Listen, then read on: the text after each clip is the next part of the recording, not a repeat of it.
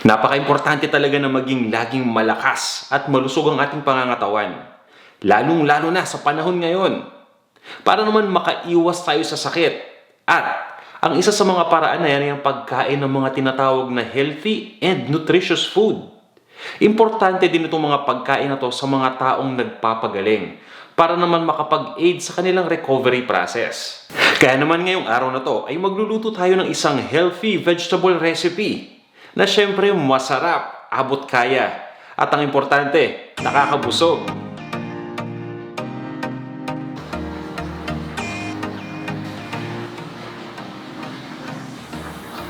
Welcome sa Panlasang Pinoy. Ako po si Vanjo Merano. At para sa araw na to, magluluto tayo ng isang healthy eggplant dish. Ito ang ginataang talong na mas gagawin pa nating healthy sa pamamagitan ng pagdagdag ng mga nutritious ingredients. Kaya kung handa na kayo, tara na! Umpisa na natin to! Umpisa na natin sa pamamagitan ng pag-isa. Nagpainit lang ako ng mantika at ihanda na natin yung bawang. Pagdating sa bawang, kinakrush ko lang ito. At pagka-crush, ay hihiwain ko lang ito ng maliliit na peraso. Pwede pa ninyo itong hiwain ng mas maliit kung gusto ninyo. At una nating igigisa itong bawang. Pagkalagay ng bawang, hahaluin ko lang. At habang naluluto yung bawang, i-prepare na natin yung sibuyas.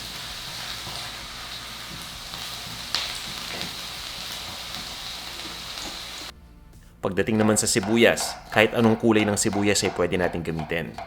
Ang gamit ko ay yellow onion. China-chop ko lang ito. Pagka-chop ng sibuyas, ilagay na natin ito dun sa ating pan. At igisa na natin kasama ng bawang.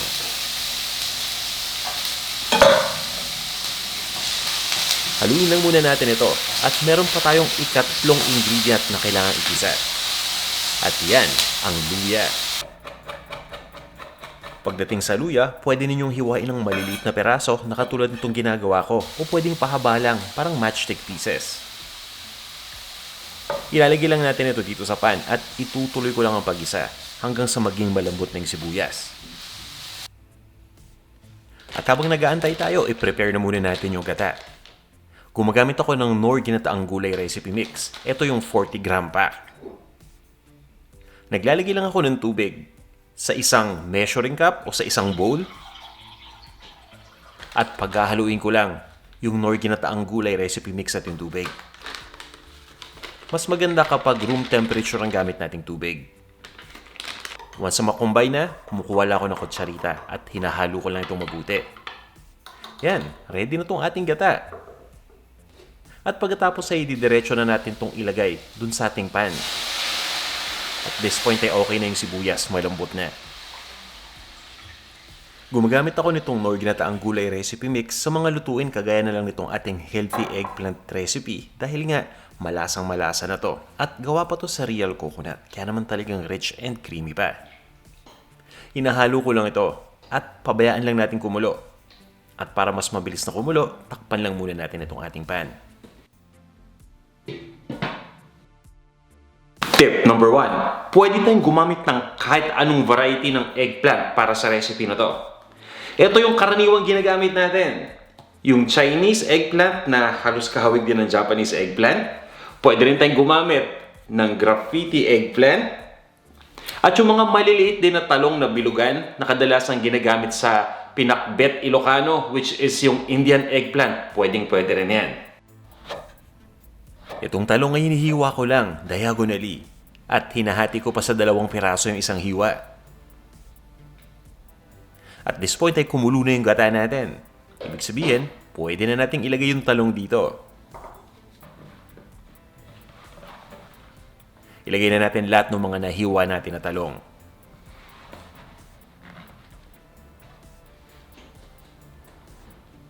At haluin lang muna natin ito.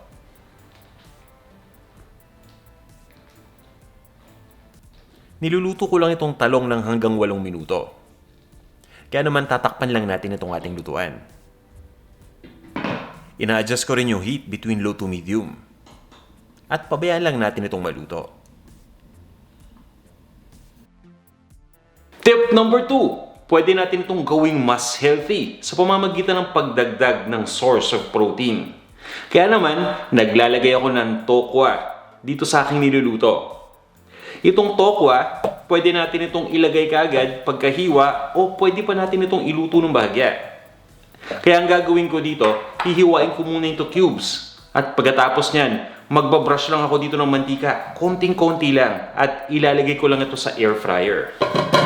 Pagdating sa air fryer, ini-air fry ko lang itong tokwa sa 350 degrees Fahrenheit. Tandaan niyo Fahrenheit ang aking settings, hindi centigrade o hindi Celsius.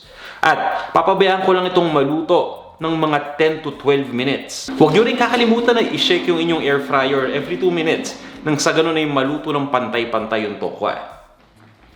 Ilagay na natin itong ating air-fried tofu. Pagkalagay ay hinahalo ko lang ito. At niluluto ko lang ng hanggang 3 minuto.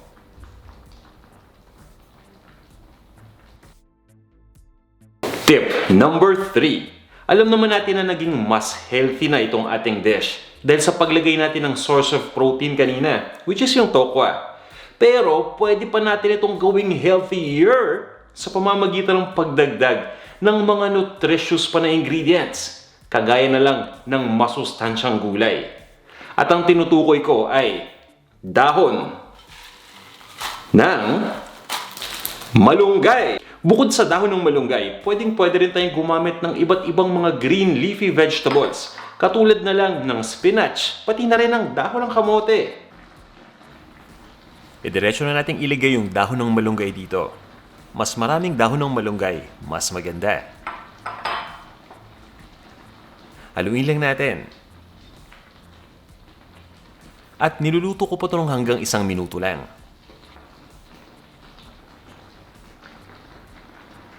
At pwede din natin itong timplahan pa. Naglalagay lang ako dito ng ground black pepper. At pwede rin kayong maglagay ng asin kung kinakailangan.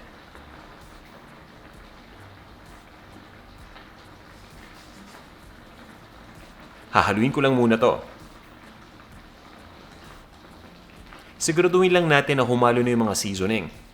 At once na mahalo na itong mabuti, ready na itong ating dish. Ililipat ko lang ito sa isang serving bowl. At iserve na natin. Ito na ang ating ginataang talong with tofu and malunggay. Tara na, kain na tayo. Sana'y nagustuhan ninyo itong ating featured recipe para sa araw na to. Tikman na muna natin. Medyo mainit pa. Pero mukhang kaya naman. Kukuha lang ako ng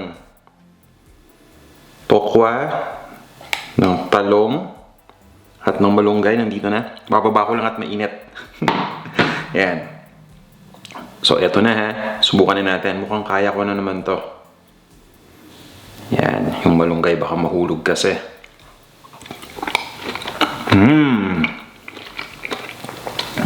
Napakalasa. At gusto ko yung texture ng tokwa habang inunguya. Mas nagiging enjoyable kasi ang ginataang talong kapag may para tayong inunguya na parang karne, although hindi naman to karne, di ba? Tokwa. Tingin ko nakatulong yung pag-air fry natin sa tokwa para mabigyan to ng napakagandang texture. At pagdating naman sa lasa, thumbs up, 2 pa. Napakalasa, masarap. Ganyan talaga kapag gumagamit tayo ng Knorr ginataang gulay recipe mix. Dahil meron na tong timpla, may mga seasoning na to. Kumbaga kung magdadagdag man tayo, katulad ng ginawa ko, konting-konti lang. Well, actually, dinamihan ko lang yung ground black pepper kanina dahil gusto ko medyo may konti lang anghang. Otherwise, yung asin, konting-konti lang yung dinagdag ko. At sa tingin ko, bukod sa healthy na, masarap itong ating recipe. At pagdating naman sa budget, kayo na humusga, di ba? Napaka-budget friendly rin. Kaya sana subukan nyo itong ating recipe. Kung meron kayong mga katanungan, mga suggestion o feedback, at kahit mga recipe request na rin, mag-comment lang kayo ha. Maraming salamat ulit sa inyong lahat sa pagnood nitong video na to at magkita-kita tayo ulit sa ating mga susunod pang videos. Hanggang sa muli.